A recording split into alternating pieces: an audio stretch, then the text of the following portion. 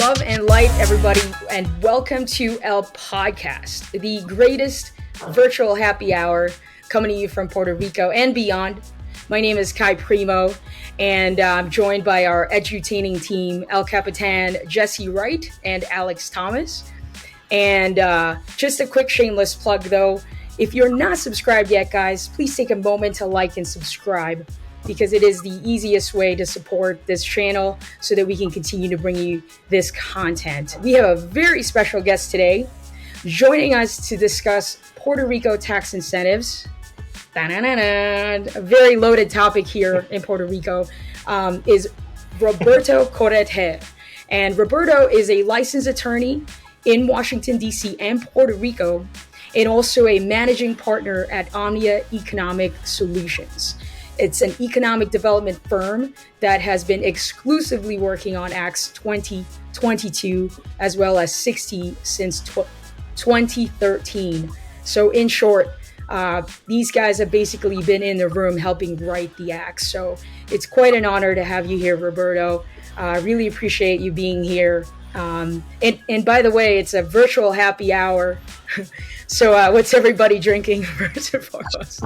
We got Medallion right here. We're good to go. I got the Voodoo Ranger. I got the other half of Kai's. Yeah, I need to go get myself a beer or a glass of. Cheers to you guys, and thanks so much for having me and being part of this podcast. And I look forward to our conversation today. First question, let's get into it. Tell us about your journey, as an attorney, and also how did you become interested in economic development work in Puerto Rico with Omnia? Well, that's a very long and boring story, but I make it very, very short. I started practicing law back in 2005 here in Puerto Rico and I don't want to get into the details, but for some reason, I ended up moving to New York at the end of 2012. And these laws, the Act 20 and 22 program, was enacted into law at some point and also at the end of 2012. So this is a fairly new program. I moved to New York. I started doing a little bit of work there, and I got a call from a friend of mine in California saying, hey, what do you know about this program? And that's how I got involved and started with my first client. So we started this firm actually in New York. My business partner, Raul Vidal, was heading the Department of Economic Development and Commerce office in New York and was, pretty much in charge of promoting this program in New York. So long story short, we joined forces when he quit the government, continued to operate our practice out of New York, started bringing investors, mainly on the financial sector, down to Puerto Rico under the program, up until the point that we couldn't no longer operate from New York. We needed to be here 24/7. And that's when we moved our offices down here. And this is what we've been doing ever since. We have relocated. We have processed over close to 800 Act 20, 22, and 60 applications. I'm born and raised in Puerto Rico from families here, been here, for multiple generations. Born and raised in San Juan, went to school here, also went to school in the States. I have my master's from the University of Northwestern, but my law school is from Puerto Rico, and this is where my bread and butter is. My entire family is here. Can you briefly tell us the history of all relevant tax incentives in Puerto Rico? So in one way or another, Puerto Rico has, throughout the past 50 years, have tried to have some sort of economic incentive program, either through Section 936 of the IRS Code, with what negotiated with the government. The exportation of services benefits have also been there. Incentives for the manufacturing in Puerto Rico also were very, and still are, but every day there's less. But at some point, the incentives that were given to manufacturing companies were very, very attractive, and that helped push Puerto Rico, the biggest economic sector in Puerto Rico, manufacturing. It was not until we lost 936, and when we lost 936, a lot of the big pharma in Puerto Rico started rethinking their operations in Puerto Rico, reducing their footprint down here, and obviously Puerto Rico took a hit. The 936 program brought probably around $2 billion or more to the Puerto Rico economy. Fast forward 2012, we are just trying to recover from the subprime mortgage crisis that swallowed up probably two, three banks in Puerto Rico. The economy is in really bad shape.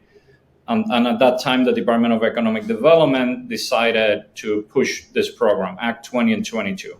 So basically, the Act 22, it's a law that says that if you as an individual, and this is a very general overview, right? I'm not going to go into details, but generally speaking, if you're an individual and you move to Puerto Rico and you become a bona fide resident of Puerto Rico following IRS rules, then all of your Puerto Rico sourced short and long-term capital gains will be exempt from federal income taxes and will be exempt from Puerto Rico state taxes. Let me go back. Will be exempt from Puerto Rico state taxes. The reason why Puerto Rico sourced short and long-term capital gains are exempt from federal income taxes is because of the special relationship that Puerto Rico has with the United States. We're a Commonwealth. Everybody born here is a U.S. citizen by birthright. But for as long as you're a U.S. citizen residing in this U.S. territory, you do not have representation in Congress, right, Kai? You move to Puerto Rico, you're now a Puerto Rico resident, you don't get to vote for Congress, you don't get to vote for the president. There's no taxation without representation, and therefore the federal government cannot impose federal income taxes on Puerto Rico sourced income. So you don't need any special Act 20 or 22 in order not to pay federal income taxes on your Puerto Rico income. You need it in order to reduce your Puerto Rico state income taxes. So Act 22, in combination with that special benefit that we have, I would call it, right, because of our special relationship with the states, is what makes this program extremely attractive. So if you move to Puerto Rico, and this is a very, very simple example. Let's say that you're a trader and you move to Puerto Rico and you're in the process of becoming a resident. And you start investing in the stock market and you buy a bunch of shares in Google and Amazon. They go up in value and you sell them as a Puerto Rico resident. Under the Act 22 program, that's a tax-free transaction, 100% tax-free. No federal income taxes, no Puerto Rico state taxes under the Act 22 and now Act 60 program. The other part that we mentioned is formerly known Act 20. So Act 20 was a benefit granted for the exportation of services. So if you're a service provider, marketing company, consulting company, financial advisor, I mean, there's hundreds of activities that you can export services. And you're based in Puerto Rico, and your clients are outside of Puerto Rico, and you're getting paid for work that you're doing on behalf of those clients in Puerto Rico, hence exporting the service, that income will only be subject to 4% corporate tax rate in Puerto Rico. Dividends will be taxed at 0.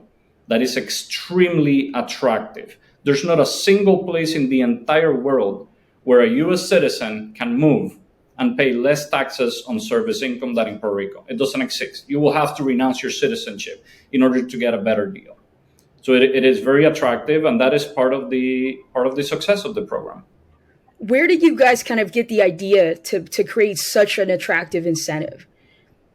Like, are other neighboring islands, creating incentives that are similar?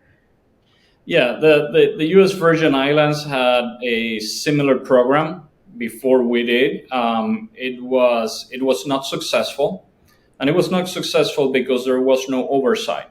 Pretty much, you move to St. Thomas, you tell St. Thomas, hey, I'm here for your program. They'll give you a piece of paper that says that you're a resident, and that was the end of it. So, and there was a lack of transparency, a lack of guidance back in the day, right? I don't want to blame it all on the USVIs, but, pretty much it was cowboy territory, the wild, wild west for this type of thing back in the USVI.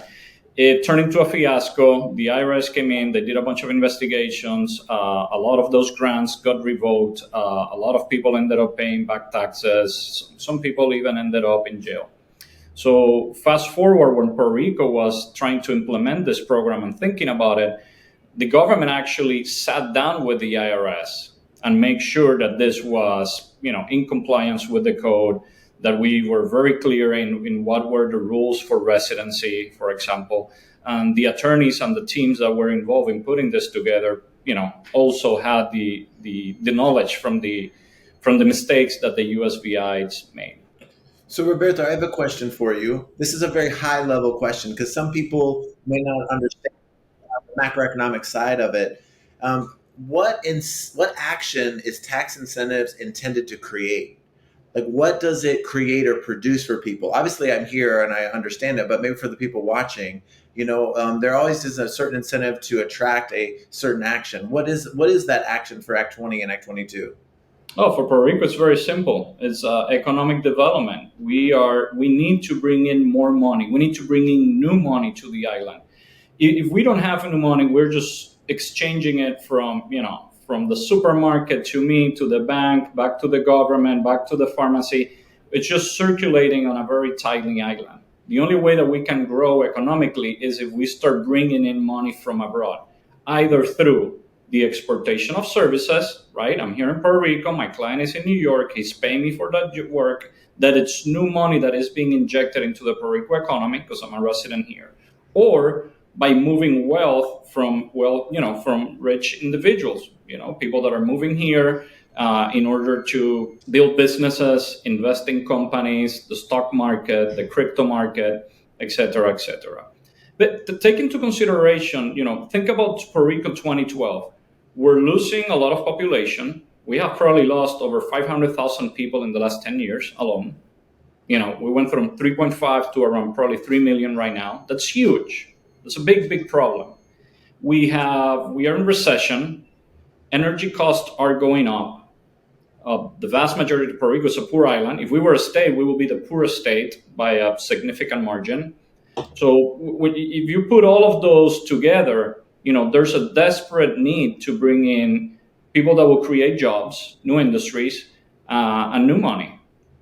So the incentives were tailored to be as attractive and as aggressive as possible, again, following IRS guidelines.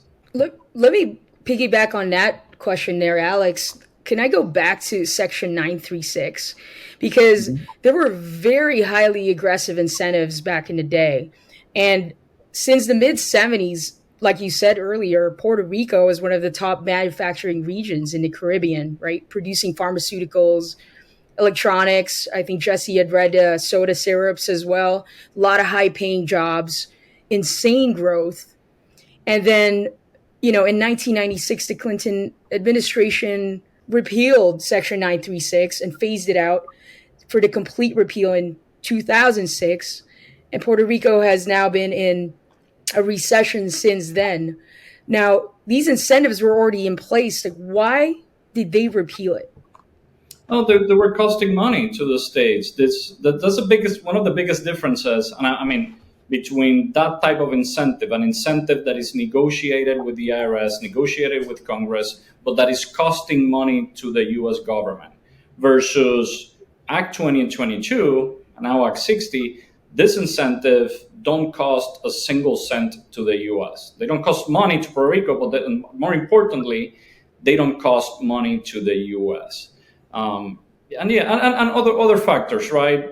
Back then, the cost of energy was still going to start going up. Puerto Rico was going to eventually become less competitive when it comes to manufacturing. We have the super educated employees that you couldn't find in Mexico or Costa Rica, right? It's this very specific type of training that a lot of these people have, which is very valuable. These people were making very good salaries.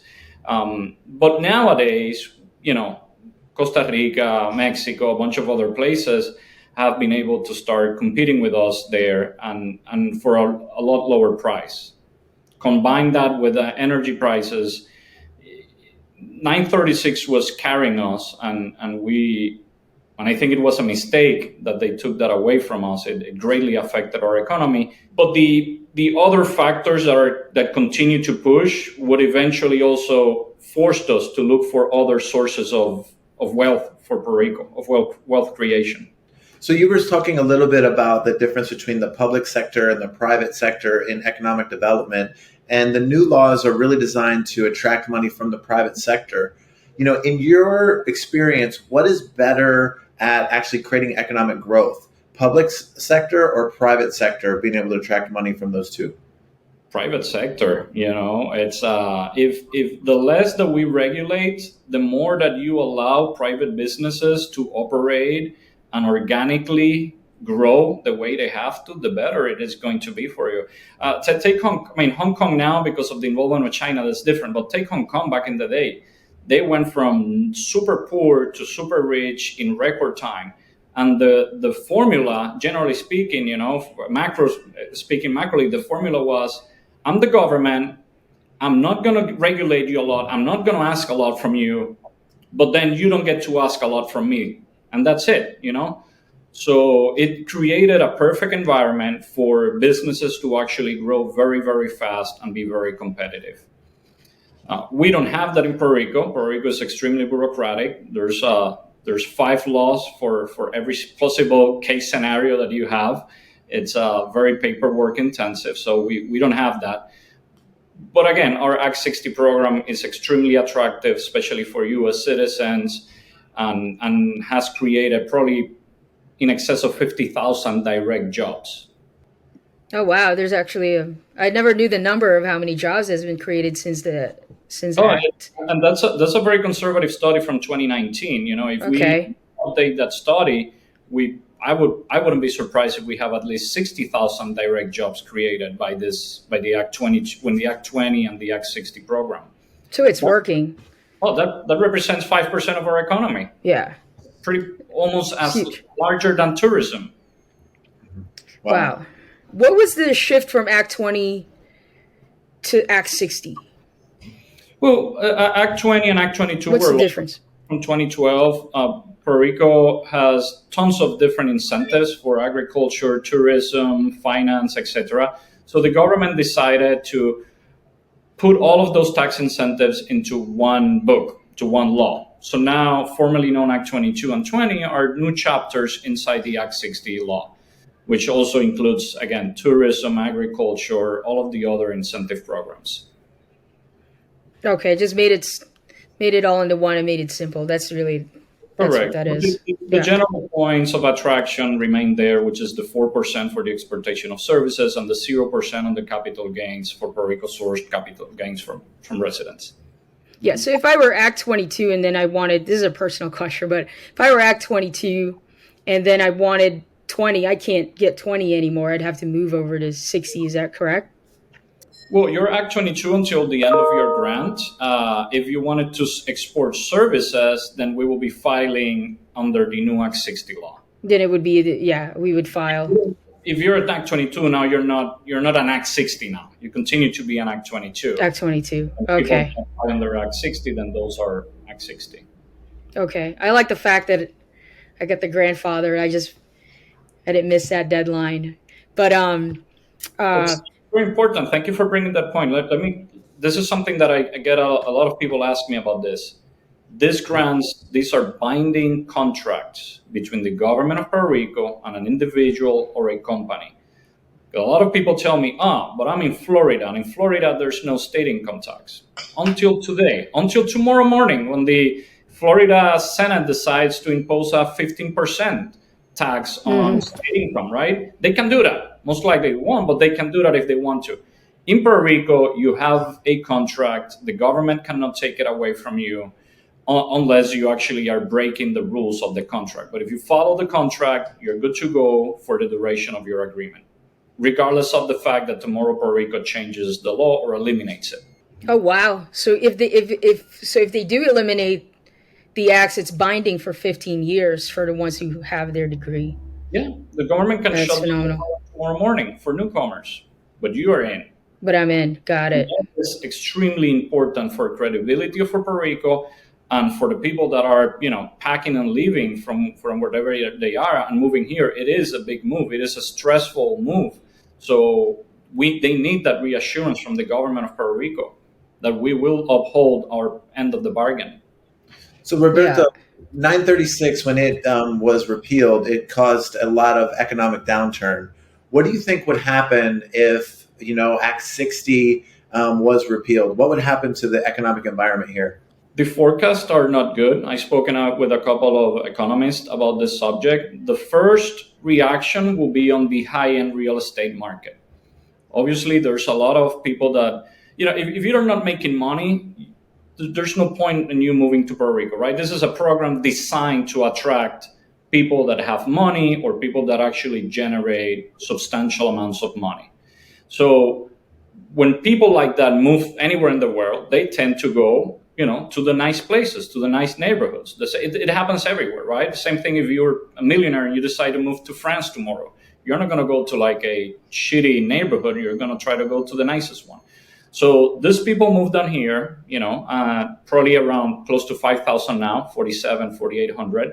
And there's a very limited number of neighborhoods that are considered to be upscale or very nice in Puerto Rico.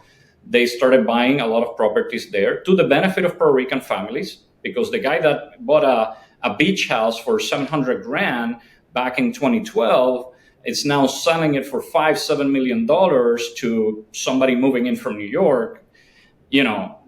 Who's winning here?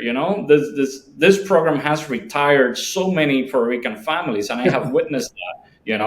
The guys telling me, I couldn't believe this. Somebody's giving me $4 or $5 million, $10 million for my beach house or my house in Condado. I'm retiring. So back to your question, if you eliminate the program, the first sector that will be negatively affected is going to be real estate. Guaranteed, 100%. Followed by the banks. The banks in Puerto Rico have been financing a lot of these properties also for U.S. citizens that are moving here under the program. So the banks will immediately cease to receive those applications. That sector will also be depressed. There's also going to be a little bit of panic because not everybody is going to believe that their contracts will be upheld, right? I've spoken about this with my colleagues and with people with the government. If at some point down the road the government decides to terminate the program, they need to publicly reassure everybody, hey, this is strictly for newcomers. Whoever has a contract, we will honor it. But I assume that there's going to be people that are going to be like, oh, I'm going to pull all my money from the bank, I'm going to sell my property and leave. Job creation will be affected. A lot of these companies continue to grow. I can give you dozens of examples. I have a client that moved here in 2015, hired 2 people, moved forward to today, over 80 people employed. And like those, I have tons and tons of examples. So all of these companies are bound to continue to grow for a lot of these people. And that means they need more office space, they need more employees, et cetera, et cetera, et cetera. So let's say you are, like you said, a stock trader, and you have like a million shares of Google for that you bought in, say, 2015. When you go to Puerto Rico and get your Act 60 and you sell those shares, you're not able to get the tax incentives on assets that you're taking with you. Is that correct? Well, you're taking the advantage on whatever we can, whatever is considered Puerto Rico sourced income. So, and not to get into a complicated discussion, but if you bought the Google shares at $200 when you were in the States, and the day that you moved to Puerto Rico, they are worth $400, and then they go up to $1,000, and you sell them under the program as a Puerto Rico resident, you still pay taxes on whatever portion of your gain was accrued while you were residing in the States. So the key word here is sourcing. If the capital gain is sourced in Puerto Rico, it will be exempt. Right. Okay. And then it's kind of like, what do most Puerto Ricans kind of think about the Act 60? I mean, it seems like, just kind of being around town, some, Puerto Ricans kind of feel that it's unfair to them versus bringing outsiders that get the tax breaks. And I'm sure you get this question, quite often. I mean, what's like a good response to that? There's a lot of misinformation. There's a lot of lack of education. You hear them, a lot of people saying, oh, but these people are not paying taxes. Not true. Not true. They're not paying taxes on specific categories, on Puerto Rico sourced exported services, on Puerto Rico sourced short, long-term capital gains. Let me give you an example that you are not going to believe. The government of Puerto Rico, on a typical year, will probably collect around $50-60 million worth of capital gain taxes. Out of those 50-60, probably 80% of it's all real estate related, which is not covered by the grant, right? So in Puerto Rico, right now, nobody's actually paying taxes on short and long-term capital gains. This is a poor island. This is almost everybody that actually works has a W-2 form. They're not. I joke that they have an Act 22 without knowing it because they're not paying taxes either on that specific portion. The only people that can complain about this program are people that want to see Puerto Rico as an independent nation, which is probably, I don't know, 2 or 3% of the population. I understand them, right? Hey, I want Puerto Rico to be a republic. I want us to be independent. Then obviously you don't want more US citizens moving here. I understand that, people. The other type of people that might oppose this are people that have a socialist agenda, right? They tend to be against the rich. They don't like capitalism. They don't like money. And that's probably, I don't know, the same number, 2-3% of the population. The rest of the population in Puerto Rico, they are extremely proud of their US citizenship. You know, they feel American / Puerto Rican, right? But that we belong to, in that sense, that we're part of the US system.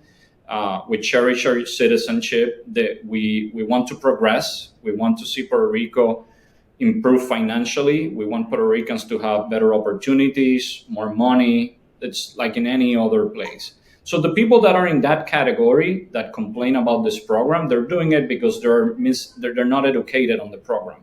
They think that people move here, they're here 30 days out of the year, they don't pay taxes, they're cheating the system, etc., etc., etc. Every time I sit down with one of those people and explain to them how are they contributing to the economy, what they need to do to actually be considered Puerto Rico residents, then everybody's like, I didn't know that. So they're here most of the time. So their kids are in school here. So the work is being done here. So they have a payroll. They have a W-2. They pay taxes, you know. They sold their house. They pay taxes on that capital gain as well down here, right? So it's a problem of educating the people. And I would like to... That's what it sounds like. They're just mostly misinformed. And most people actually don't care. You can see the media likes it because the media in Puerto Rico tends to go to the left, like in the States. So every time you have a small group of socialists or a small group of, anti-capitalism people, the media likes to cover them. But yeah. I guarantee you stop a regular Joe down the street and asking, hey, what do you think about Act 60? They have no idea what you're talking about. They don't care. I want to try to give some information on some of the other acts because we always talk about 20, 22, and 60 has them all rolled in. But formally, there was, Act 135, Act 185, Act 273. Are you familiar with those incentives and, what action those are intended to create and how they rolled into Act 60? Because they're trying to create different industries, correct? Correct. Yeah, but none of them have been as successful as this program, as the formerly known Act 22 and 20. We have a program, for example, for movies, right? If you're filming in Puerto Rico, the government will give you a tax credit, but that is costing the government, right? You invested $50 million in a movie here. The government gives you a $15-20 million kickback. That is coming out of our pockets. That is costing us money. There's also incentives for tourism, hotels. They also get a nice discount on what will be the corporate income taxes for those hotels. And like in any other countries, our agriculture industry, it's heavily subsidized, and it needs to be so, right? If not, it will cease to exist. It is extremely subsidized, like in the States, and it's still very, very hard to operate profitable in the agriculture business in Puerto Rico. So we have also the international financial entities. That's a program that was meant by Governor Fortunio. It was meant to start bringing in bigger and bigger financial companies down to Puerto Rico. It had received a little bit of negative attention lately, but it also had a little bit of success probably 4 or 5 years ago, and there's got to be 20 plus international financial entities operating in Puerto Rico as we speak.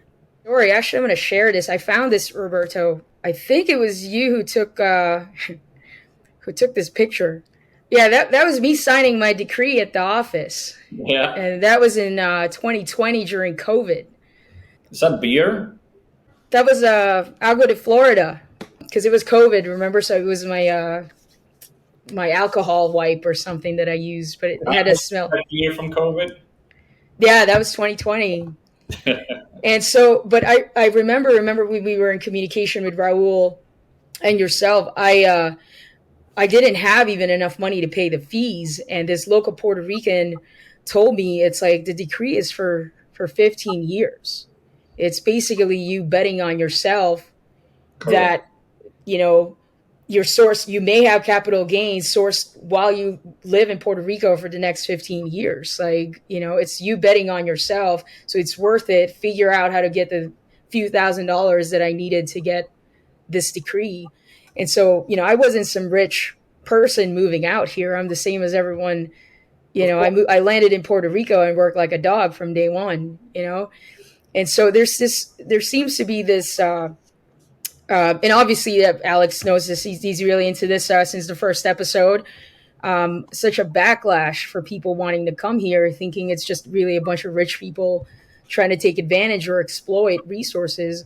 But that's really not the case. There's plenty of people who want to come here, similar to anybody moving anywhere, to pursue happiness. Hey, Kai, I mean, like any other incentive program, there's going to be some bad apples, guaranteed. The system is improving on trying to weeding them out. A lot of decrees have been canceled for people that are not in compliance, that people are not actually residents, that they're not following the rules, and we will continue to weed them out. But it will continue to happen, and you cannot blame the entire program that is doing so much good for Puerto Rico because you have a couple of people here that, are not doing things the right way. Now, my biggest fight with the government in the past probably 6 or 7 years is every time they want to make this more expensive, because that's how the government wants to justify to the Puerto Rican people that it is okay, the program, right? Now they're donating 10 grand. Now they're buying a house. Now they're paying me 5 grand, et cetera, et cetera.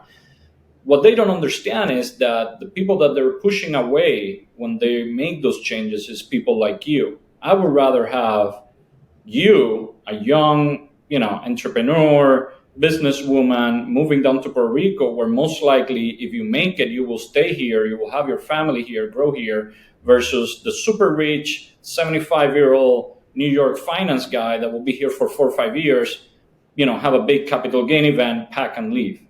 That guy's still good, don't get me wrong. He bought a house, he bought a car, he went every night to a restaurant, he ended up paying some taxes, he contributed in one way or another to the economy. But the biggest bet for Puerto Rico is to bring in people like you.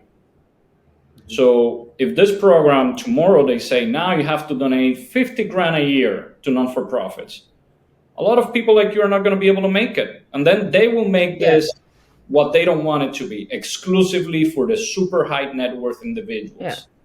I mean, 10 is already pushing it. I made it onto 5. But one of my favorite things to do at the end of every year is make that donation, hands down. I giggle every time I'm about to click send payment. And I donate to Rescate. I'm going to give them a shout out. They clean the beaches out on the west side. And every time I remember, even just this past December, I clicked that the pay button to pay my $5,000 donation. And it's one of my favorite things to do. I mean, you get to the 10, 20, if they change this, it'll kind of push me out. Of course. And that's a big loss for Puerto Rico. Again, think about it. We're losing population. Our older population, every year, it's a bigger percentage than the young one. We need new blood. We need new people. We need new people with ideas and new industries. Another thing that this program brought to Puerto Rico that nobody's giving it credit is that for the longest time, Puerto Rico was a very traditional economy. You have the manufacturing, you have a little bit of tourism, you have your doctors, the bankers, the construction company, and that's it. Nothing else existed here. Now, under the Act 2022, we started seeing hedge funds and financial advisors and online marketing guys and crypto. And all of these people are coming here, they're hiring talent. Call centers. We had very weak call centers back in the day, typical call centers. The ones that we have now, the training that these people receive, it's extremely valuable for Puerto Rico. And none of that would exist without this program, because there's no reason for them to come here if it's not for the aggressive, attractive incentives that we have put in place. I had this discussion the other day with a, with a representative from Puerto Rico. He was complaining, but we calculated that we're leaving 500 million on the table because that's the money that these people will be paying. I'm like, what are you talking about? Not a single one of them will have moved here if it was not for the program. So you're assuming that these people voluntarily would have ended up moving to Puerto Rico regardless of the fact that there was no grant. I mean, you're out of your mind, right? So again, this program costs the government of Puerto Rico, the people of Puerto Rico, zero. There's zero cost to us. It's all benefit. It's all benefit because we're bringing in more people. We need more people. It's bringing in new money from outside. It's giving bigger exposure to Puerto Rico. It's 100% to the benefit of the people in Puerto Rico. Thank you, Roberto, for that. I have a question about gentrification. Online, they're talking a lot of gentrification that's going on. And you just said yourself, there's probably 4,500 to 5,000 people that have, immigrated to Puerto Rico. Is gentrification specific to Puerto Rico, or is it a worldwide problem? And also, are there many housing options available for people here? Well, I mean, I don't know if it's a worldwide program, but I can tell you that it's happening in some areas in Puerto Rico, just like it's happening now in some areas of Texas, New York. The city, Manhattan, keeps pushing people out, right? And it's an unfortunate event, and there's some stuff that you can do, like with rent control or stuff like that, but it's just the way capitalism works. Is it a problem in Puerto Rico? I don't think that 4,500 people will change the real estate market in Puerto Rico, maybe outside of Dorado. The problem with Puerto Rico housing is that since the subprime mortgage, the banks were not lending money to contractors, developers were not building here anything. I haven't seen a construction crane in San Juan since probably 2013. So then Maria came. There's got to be at least 15, 20,000 residential properties that are not properly fixed. So you combine all of that, and that creates a big housing problem. I think even without the program, we would still have people complaining nowadays about the problem with housing, higher rents, et cetera, et cetera. Granted, there's going to be no $30, $40 million homes in Dorado, but still the problem, generally speaking, will persist. So what we need is the banks to start lending to developers. Now that the economy is doing a little bit better, the developers and the construction companies, they feel more confident that their products will be sold, right? And we also need the government to step it up and start fixing all of those houses and buildings that were never fixed after the hurricane. And I'm talking about Maria. I'm not talking about 2 weeks ago, Fiona. I'm talking Maria back, more than 5 years ago. What are some of the biggest misconceptions people have about Act 60? Well, on the local side, that people don't pay absolutely any taxes, right? That it's something that that the government needs to address. On the state side, a lot of my clients, when they call, they believe that there's clawbacks, for example, and I have to explain that. Listen, Puerto Rico for this process, this is the same thing as if you're moving from New York to Florida, from California to Texas. Just pack your stuff and you leave. And vice versa. Whenever you're done here, 4, 5, 10 years down the road, hopefully you'll stay forever. But if at some point you need to pack and leave, you just pack and leave. If you were in compliance with your program, there's no clawback taxes. There's no repatriation fee that the United States is going to charge you on whatever money you're moving from Puerto Rico out. So the biggest misconception for a lot of people, for all of my clients originally, is that they think that they're moving to an international country, right? When it's not the case, at least not for residency, tax purposes, etc. And earlier you mentioned about being a bona fide Puerto Rican resident. Can you kind of explain what that means for the listeners? So the bona fide residency rules were created in order to be extremely clear on what you need to do in order to be considered a Puerto Rico resident. And by the way, these are the same rules that most of the states are using and arguing against each other, right? Now you say that you're a resident of California, of Texas, not California. So California is going to ask you, where did you spend 183 days or more? Where is your taxable home? Where do you have your driver's license from, right? So the IRS, in case they audit you, you have to be able to pass a 3-pronged test. Physical present test, and that test can be met by complying with numerous different things, but the most cited and common one is that you spend at least 183 days or more during the calendar year in Puerto Rico. The second one is that your primary residence or your taxable home, it's also located in Puerto Rico. And the third one is what they call the close connection.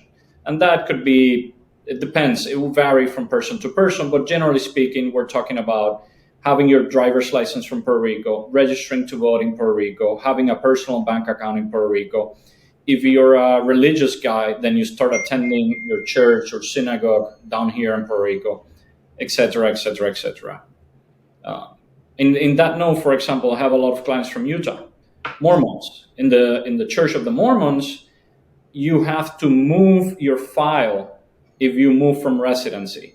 So if you are a Mormon living in Kansas or Utah and you move to Puerto Rico, your church will have to send your files from Utah to the Puerto Rico Mormon Church. That is a very strong indication that you intend Puerto Rico to be your main residence. That is a clear indication of close connection between Puerto Rico and the individual, and so forth. And what about like internationally? I mean, is Act 60 designed really for American citizens? I mean, like my parents, for example, they live in Panama half the year, Panama the country. A lot of their friends are Canadian. When I was living in Costa Rica, there was a lot of Canadians that also live in Costa Rica. What's advice for an international person looking at Puerto Rico? Well, Puerto Rico, for these purposes, it's just like another state. So when there's federal immigration laws will apply in Puerto Rico just like in any other state. That means that whoever wants to move to Puerto Rico and have some sort of visa or green card or a working permit will have to go through the same type of requirements. It's a federal process that's outside of Puerto Rico hands. So if you're a U.S. citizen, or if you have a green card, or if you have a resident visa, and you have a social security number, then you can apply for this program. If you don't have it, then this is not for you. Now, for people that like to travel a lot, then you don't necessarily to do the 183 days in Puerto Rico. So another option is that if you spend less than 90 days during the calendar year in the U.S., then you only need to spend more days in Puerto Rico than anywhere else. And that is one of the physical present test sections that a lot of my younger clients that don't have wife and kids and big operations, they like to use. Taxable home and close connection will still need to be with Puerto Rico. So it's not like you can go to Thailand and buy a mansion there and open a business there, but it gives you a lot of flexibility and a lot of time that you can be traveling around internationally and don't have to be down here and still qualify as a resident. I feel like it's really been a fair program. I've traveled extensively, and I've never felt like, I got to get back to Puerto Rico to make my days. I think it's really well written, and I love living in Puerto Rico. Like we all love living in Puerto Rico. These guys and so on, and yeah. Residency rules are very fair. I've been reading a lot of case law since 2012, since 2013. I obviously understand the sections very well, and I think that it's extremely fair. If your intentions are that Puerto Rico is your home, it's going to be very easy for you to comply with the residency requirements. Yeah. I might pivot a little, and I don't know if it's okay with you guys, but there's recently a decolonization debate. What would happen if the island of Puerto Rico separated from the United States altogether? Well, that's not happening. Like I said, 2 to 3% of the population down here are actually pro-independence. But assuming that it does, and using Hawaii as an example, which was the last state to join the Union, there's going to be probably a 7 to 10 year or more transition period. But again, if that does happen and eventually Puerto Rico is independent, then United States citizens that are still residing in Puerto Rico will start to pay federal income taxes on their Puerto Rico sourced income. Like if you move to Singapore or Spain or France, you report it in your worldwide income tax return. Puerto Rico will honor the contract. So if Puerto Rico becomes independent and you have X number of years left on your Act 60 grant, Puerto Rico will honor those, but it's going to be less attractive because now you're paying federal income taxes. And then we're going to lose our edge. Roberto, I wanted to ask you a little bit about this, and I'm going to talk for a second, so Kai, you can edit this if it's not useful, okay? But what are your thoughts personally on the Gringo Go Home movement? Is it something that is moving the island forward? Is it moving the island backward? Is it rooted in myth? Is it rooted in fact? I just want to hear what you have to say about that movement in general. It's a shame that is happening. If you see some of the videos and some of the pictures of when they have their activities, there's only 20 people there, 15 people there. It's not a Puerto Rico thing, Again, it's a very, very loud, very small minority of pro-independence socialist people, because they're not pro-independent capitalists. I can tell you that, they're pro-independent, but they're socialist. They have all this Venezuela, Cuba, type of socialist ideas, and they're extremely loud. And the media covers it because it brings in people to read it, right? You should not feel threatened down here. I guarantee you that 99.9% of every Puerto Rican respects people that come here, especially other United States citizen fellows that decide to move here.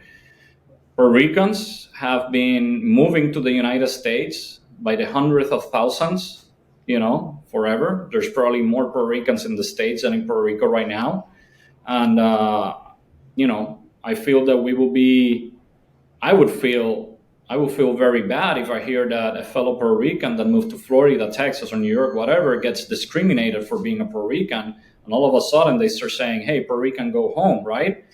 So why would we do the same thing to fellow U.S. citizens that are moving down here? That is their right. Puerto Rico has, we are under the U.S. system. We follow the federal constitution, and you have your right to move down here and be here and work here like any other U.S. citizen. The same right that I have to move tomorrow to Chicago and start my family and work over there. Again, I'm 100% opposed to that, and hopefully the people moving here will see through that see that this is a very, very, very small minority, and let's try it. If I sit them around, we can egg them if you want. I think you've definitely have given the best answer to that whole debate. It's a tiny amount of people. It's so practical how you put it. So thank you for seriously that clarification, because there's no, it shouldn't scare anybody off. No, because why? Because and then we go back to the same problem of lack of education. Oh, they are not paying any taxes. Okay, that's completely wrong. Let me explain to you. Or Gringo go home because they are, they bought a bunch of old buildings and now they're putting money into them and now they want to start renting it. That's how it works, I'm glad that is happening. Recently in the Puerta de Tierra area, as part of that Bad Bunny video, they highlighted that. Well, those buildings have been abandoned and in really bad shape forever, right? And now the owner of that building, who's a Puerto Rican family, found somebody willing to pay them premium money for the building. And now this new investor is actually cleaning it up, putting new AC, new water pipes, making it nice. Of course, you want to be able. Nobody does this for free, right? You want your return. But that's how we improve areas that are depressed. That's how we improve areas that need that were economically depressed.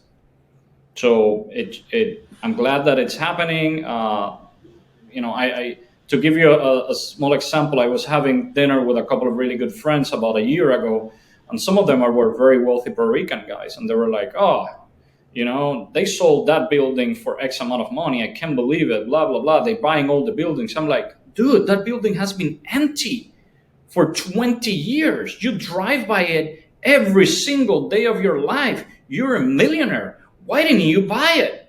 Why didn't you actually, grow the balls to go out, buy it, invest money into the property, and cross your fingers that you can actually rent it? Now that somebody did, now you're complaining. And people are like, well, yeah, I guess you're right. Yeah, we are, The only people taking advantage of other people here when it comes to the real estate, if you have to pick one, is going to be Puerto Ricans taking advantage of people moving from the States, willing to pay a high premium on properties that, to be honest, they're not worth it. A lot of those super high prices are being driven exclusively by demand, not by the quality of the product. I've seen houses sold for $10 million, $15 million in Dorado. That will be a $2 million home in Florida if you replicate it. That's a fact. Demand and supply, right? That's how the market works, and I'm okay with it. But it's not the quality of the product. So, What's the minimum wage in Puerto Rico now? It's the same as in the federal minimum wage. I don't know what is that now. Something like whatever it is, $9, whatever is the federal same as the federal wage. So I was just going to say that we're 3 minutes after. So if okay, I think Roberto had to get going. I have a little bit of time. Okay, maybe just one. Yeah, go ahead, Kai. Answer them. Well, this is a question that comes right up, and a lot of business owners as well talk to me. I'll be buying a smoothie and someone's talking about rent's getting higher, rent's this, or and then it goes back to it's these gringos moving in here, driving up the rent prices, and it's like, where do we go? We make the same. The minimum wage is the same. What do you say to that? How do you then respond to something like that?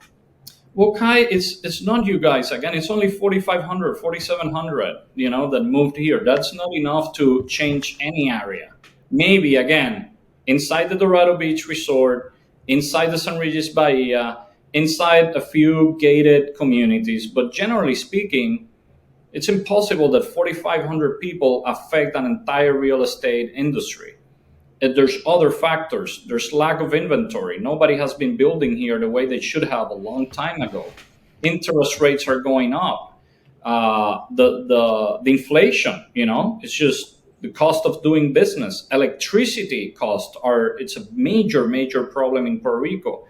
We're on an island. Everything has to be brought from the States or from outside. So if the prices of concrete is going up in the States because of inflation, add to that the cost of bringing now that to Puerto Rico.